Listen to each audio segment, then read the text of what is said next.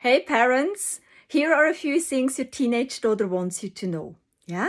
So, when your teenage daughter comes to that age where she wants to break free and go and explore the world, it is time for us parents to adjust our parenting strategies. Yeah? We are now parenting a young person who wants to become more independent and who wants to make decisions, especially decisions involving herself. Yeah, she is not a child anymore. So, what do we really want as parents when our teens become more independent? One important point is we want to keep them safe, right? But in order to keep them safe, we also want to keep them close in the sense that we want to establish strong and trusting relationships with our teens. Yeah? So what can we do in order to create these trusting and strong relationships so that our teens actually come to us when they need us, when they need our guidance, when they need help, or maybe when they simply need a rant and get something out off their chest that happens during the day. So how can we get this connection happening and keep this connection, the conversations alive with our teens? There are a few aspects to consider. So one is when your daughter comes to you to talk about something, listen. Yeah? Listen without interrupting her and without trying to fix things. Yeah? Be present, have an open mind and a curious mind when she is talking to you. Yeah, leave your judgment aside. Often we actually just need to be seen and heard and probably feel loved in a situation or in a moment where we talk about some challenges and struggles that happened in life. We don't need to hear a big lecture afterwards or how we could have done things better, etc., etc., etc. So this is a powerful little aspect to keep the connection alive. Another aspect is to involve them in the decision-making process. Yeah, we can't expect our teens to just obey our instructions, especially if we make decisions over them that involve them directly. They need to be involved in the decision-making process, especially if it involves them personally. Yeah, if the decisions involve them personally. So get your communication skills polished and also your negotiation skills, yeah? Because you want to have open conversations with your teens where you come to agreements together. Yeah, where you find solutions for certain situations together, where you have a real conversation, where your teens' opinions and points of view really matter and are taken into consideration.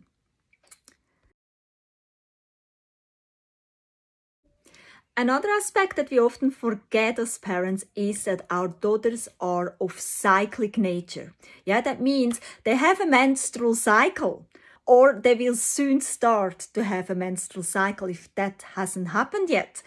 So how can she implement her cyclic nature into the daily life?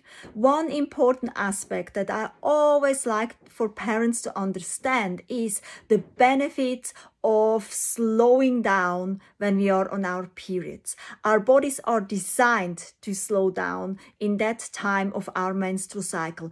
And if we honor that and really rest and step back from our daily commitments, step back from the busy world out there, we have much more energy available in the rest of the cycle to come.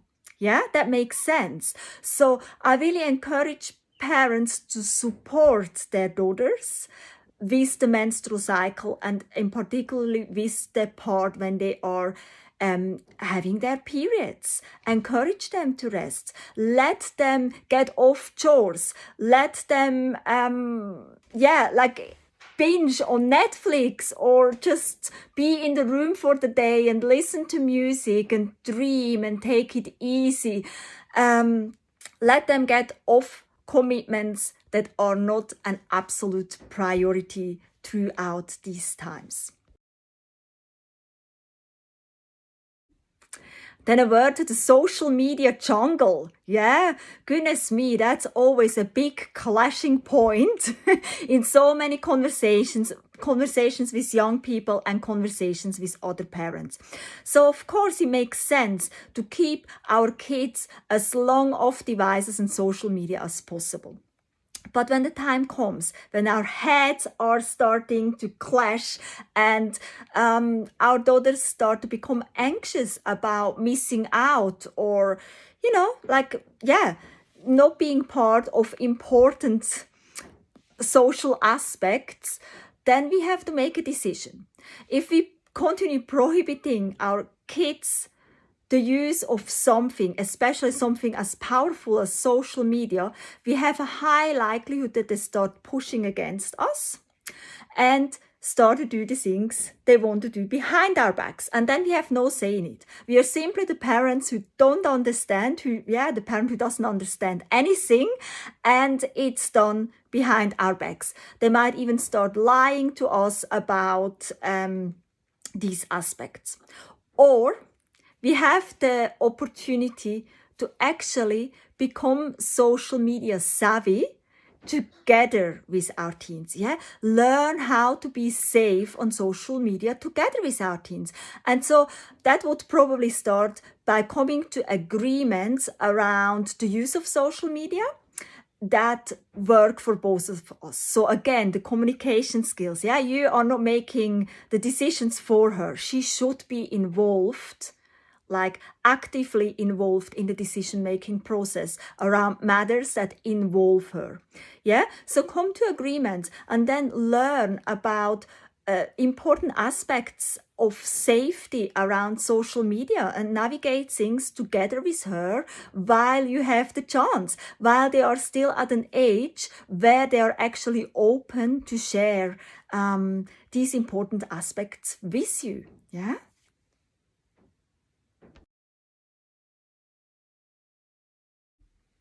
We want to become the come-to parent, that parent your daughter is coming to when she actually is facing some challenges in life. If she's coming to when she struggles, when she needs guidance, or when she simply needs a rant, or getting some topics off her chest, or talking things through with somebody. We want to be that parent, that parent who listens, the parent she can trust, that parent who isn't showering her right away with advice and telling her how to do things better, the parent who isn't just making decisions for her, but the parent who involves her in the decision-making process, the parent where her take and what's important for her in life really, really, truly matters. That parent who is able to have a respectful communication, the parent who is